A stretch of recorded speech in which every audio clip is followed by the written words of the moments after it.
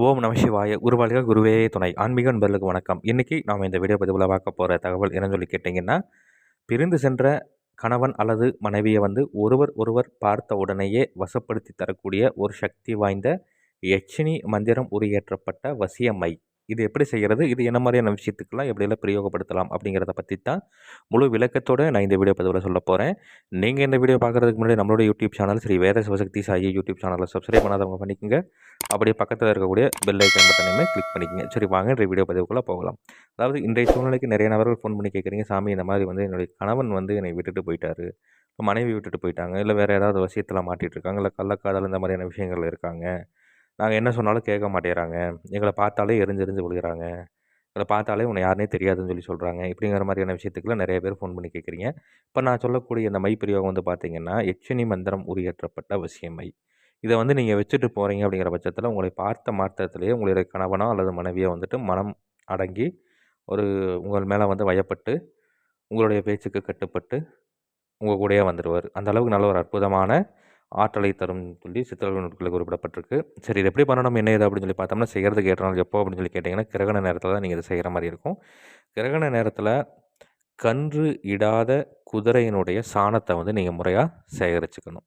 அதை முறையாக சேகரித்து அதற்குள்ளே என்ன பண்ணணும் அப்படின்னு சொல்லி கேட்டிங்கன்னா, தொட்டால்வாடி மூலிகையினுடைய விதை, சென்னாயுருவி மூலிகையினுடைய விதை, வெள்ளருக்கன் மூலிகையினுடைய விதை, மருதாணி மூலிகையினுடைய விதை, வில்வ மூலிகையினுடைய விதை, இந்த விதைகளெல்லாம் நீங்கள் முறையாக சேகரித்து என்ன பண்ணணும்னு, நீங்கள் அந்த சாணம் எடுத்துகிட்டு வந்து வச்சுருக்கீங்க இல்லையா, அதை வச்சு இதை விதைகளை எல்லாத்தையும் ஒன்றாக சேர்த்து கவசம் மாதிரி செய்யணும். சரிங்களா? கவசம் மாதிரி செய்து இதை நல்லா சுடணும்.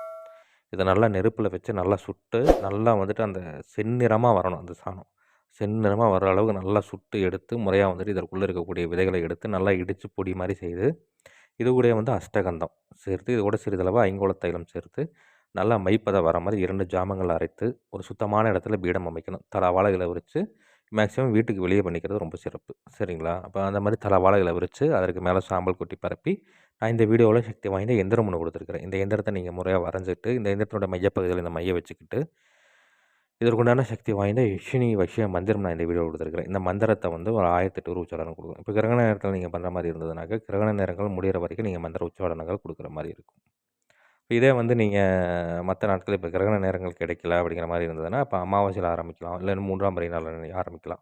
அப்படி ஆரம்பித்து தொடர்ந்து பௌர்ணமி வரைக்கும் நீங்கள் இந்த பூஜைகள் செய்கிற மாதிரி இருக்கும். பௌர்ணமி அன்றைக்கி ஒரு வெண்பூசணிக்காயை சுற்றி உடச்சி போட்டுட்டு, நீங்கள் இந்த மையை எடுத்து பத்திரமா வச்சுக்கிட்டு, தேவைப்படும் பொழுது கணவனோ அல்லது மனைவியோ இந்த மந்திரத்தை ஒரு 21 தடவையோ 108 தடவையோ சொல்லி, இல்லை 11 தடவையோ சொல்லி, நீங்களுடைய நெத்தியிலையோ புருவத்திலையோ உச்சந்தலையிலையோ வச்சுட்டு போய் உங்களுடைய கணவனையோ மனைவியோ நீங்கள் அவங்கள பார்த்து பேசுகிறீங்க அப்படிங்கிற பட்சத்தில் நல்ல ஒரு அதீத பலன்கிறது நீங்கள் பார்க்கலாம்னு சொல்லி சித்தர்கள் நூட்களில் குறிப்பிடப்பட்டிருக்கு. இதை முறையாக தக்கன குருமார்கிட்ட ஆலோசனை பண்ணிவிட்டு செய்து பலனடைஞ்சு பாருங்கள். நன்றி. மீண்டும் வேறு ஒரு நல்ல தகவல் கொண்ட வீடியோவில் உங்களை சந்திக்கிறேன். அதுக்கு முன்னாடி நம்மளுடைய யூடியூப் சேனல் ஸ்ரீ வேத சிவசக்தி சாயி யூடியூப் சேனலை சப்ஸ்கிரைப் பண்ணாதவங்க பண்ணிக்கோங்க.